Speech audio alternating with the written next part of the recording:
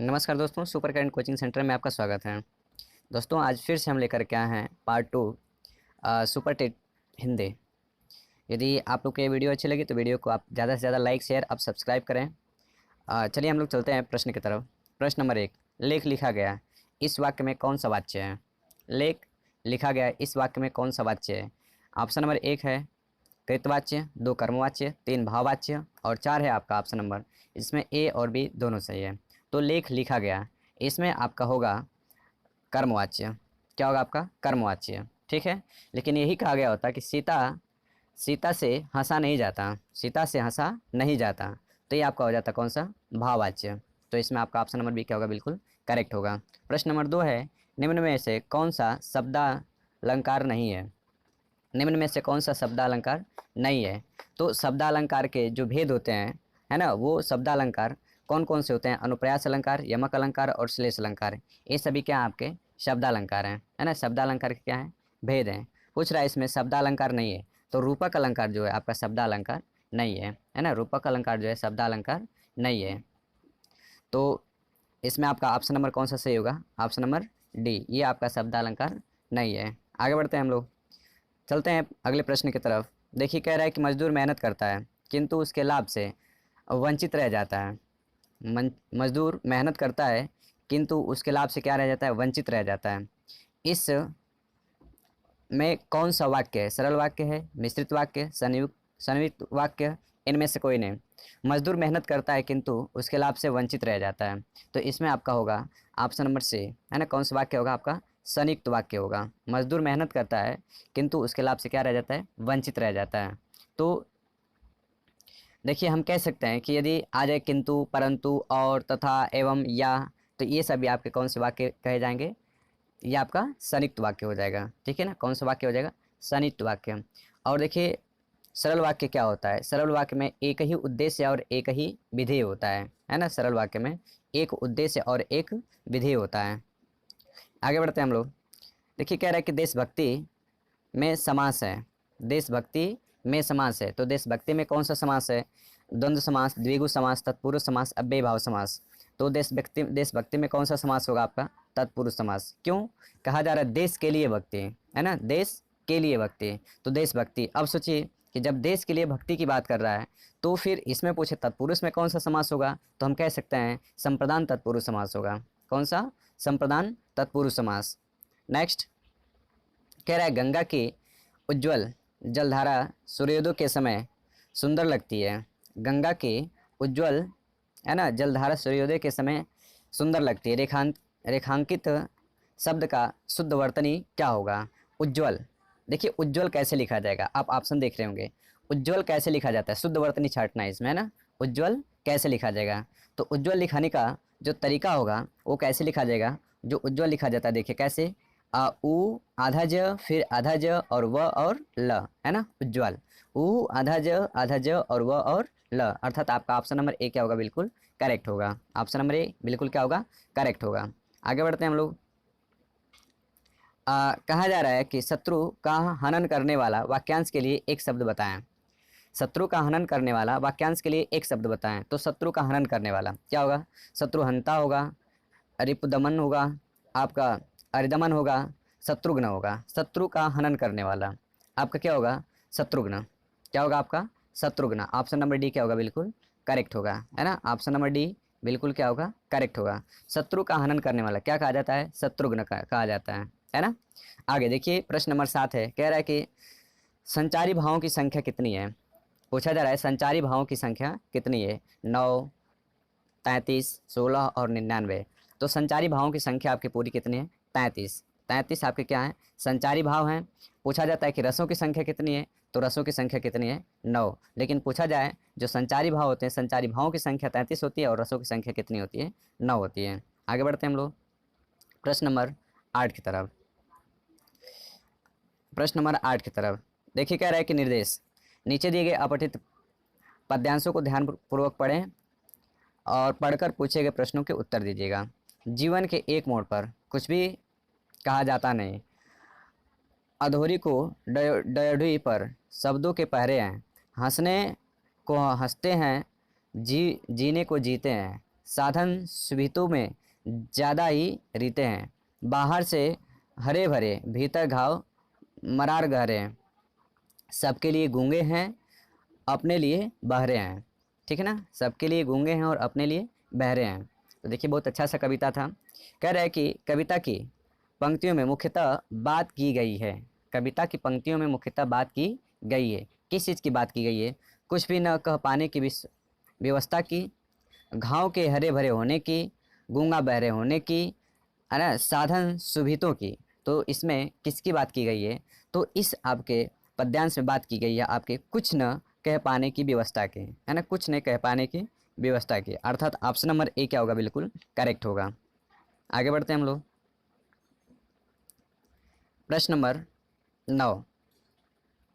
प्रश्न नंबर 9 कह रहा है कि राधा नाचकर गाना गाए। राधा नाचकर गाना गाए, इस वाक्य में पूर्वकालिक क्रिया कौन सा होगा? है ना, राधा नाचकर गाना गाए, इसमें पूर्वकालिक क्रिया। अब देखिए कह रहा है कि नाचकर गाना गाए, तो पहले क्या किए? पहले क्या की? पहले नाची, फिर क्या की? गाना गाए। तो पूर्वकालिक क्रिया मतलब जो पहले किया जाता है ना, पूर्वकालिक क्रिया जो पहले किया जाता है। तो अब देखिए इसमें पहले नाचना, गाकर, गाई, तो इसमें कौन सा होगा आपका? तो इसमें आपका ए, है ना, करेक्ट होगा। ये पूर्वकालिक क्रिया क्या होगा? नाचकर। पहले नाची तब तो गाना गाई ना, तो पूर्वकालिक क्रिया क्या होगी आपका? नाचकर। जो क्रिया पहले की जाती है पूर्वकालिक क्रिया कही जाती है। तो इसमें पहले नाचिए फिर गाना गाइए। और आगे बढ़ते हैं प्रश्न नंबर 10 की तरफ। ओजस्वी शब्द का उचित विलोम शब्द कौन सा होगा? ओजस्वी, ओजस्वी शब्द का उचित विलोम शब्द क्या होगा? तो देखिए ऑप्शन है निस्तेज, कोमल, रोग, परलौकिक। तो ओजस्वी शब्द का विलोम क्या होगा? तो ओजस्वी का आपका विलोम होता है निस्तेज। आपका ऑप्शन नंबर ए क्या होगा? बिल्कुल करेक्ट है। ओजस्वी का जो आपका विलोम हुआ, है ना, निस्तेज होगा। ठीक है, निस्तेज होगा।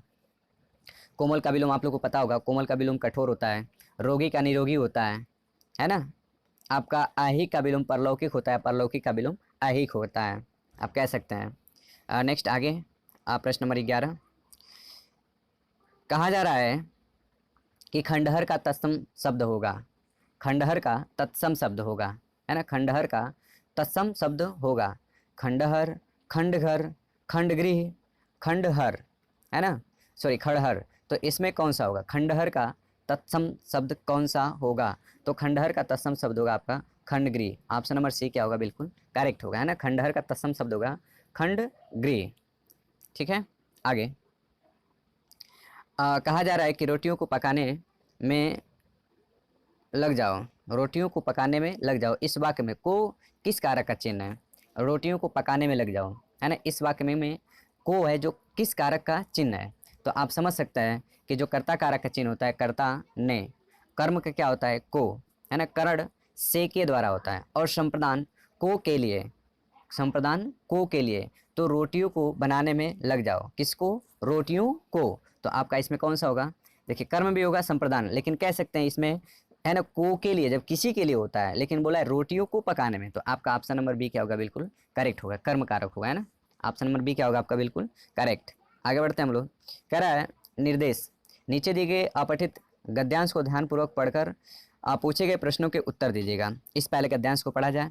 ठीक है, गद्यांश क्या है? सारा संसार नीले गगन के तले अनंत काल में रहता आया है।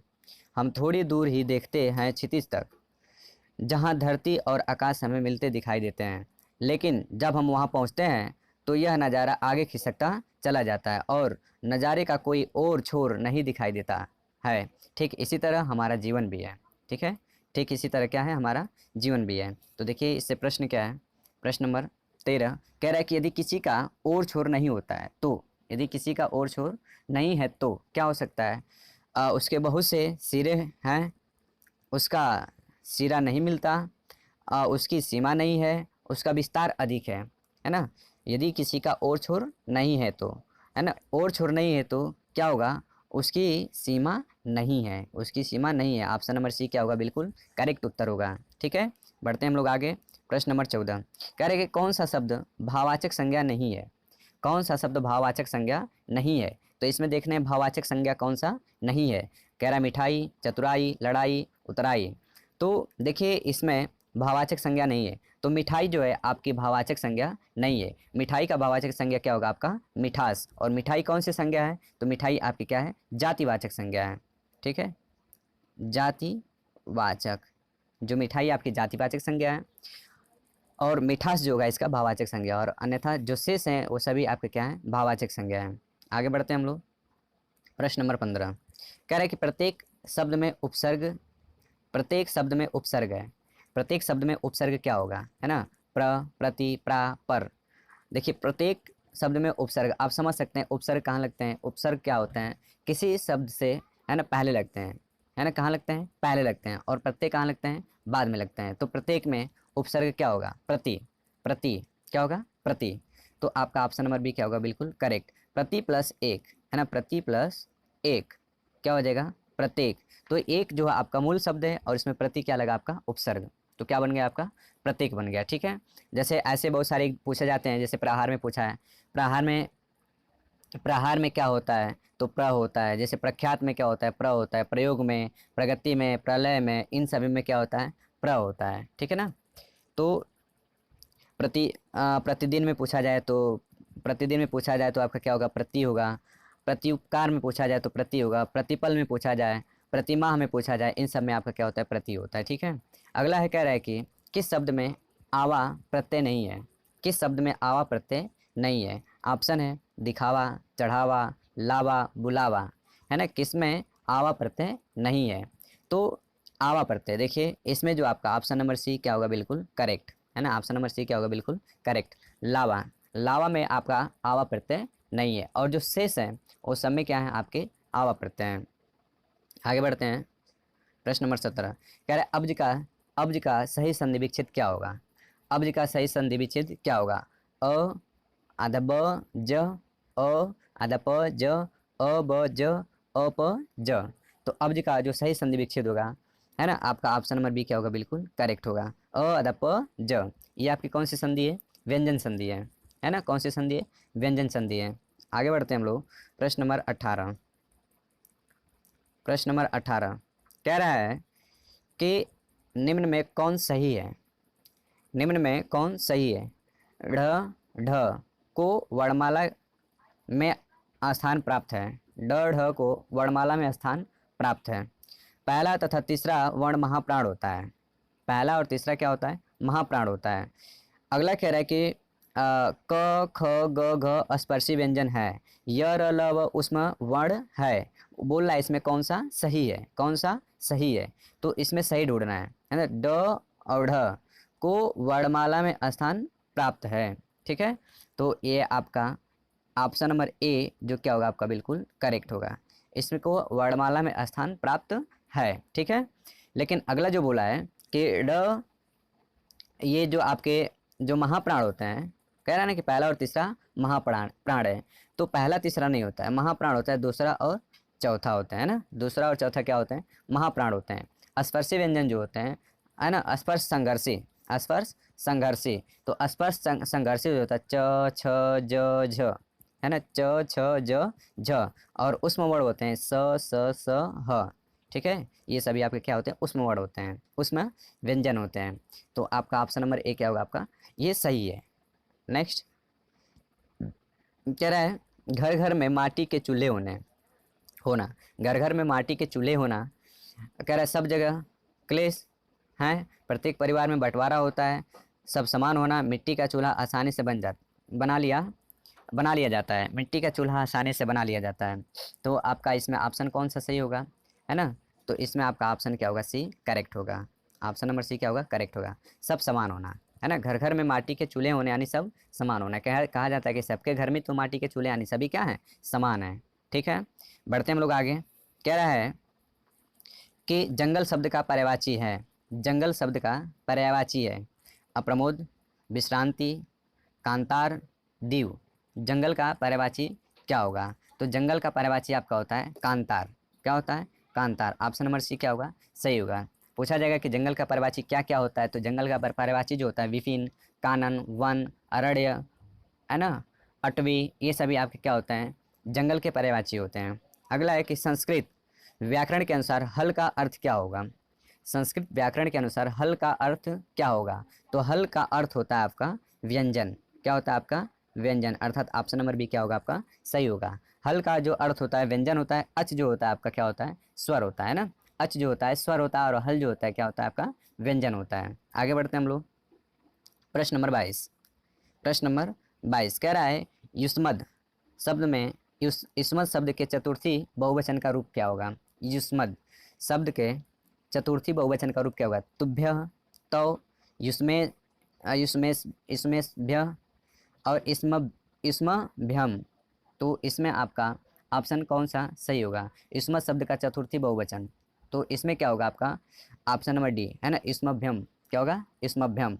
ऑप्शन नंबर डी क्या होगा बिल्कुल करेक्ट होगा। नेक्स्ट कह रहा है अकर्मक तथा सकर्मक का संबंध।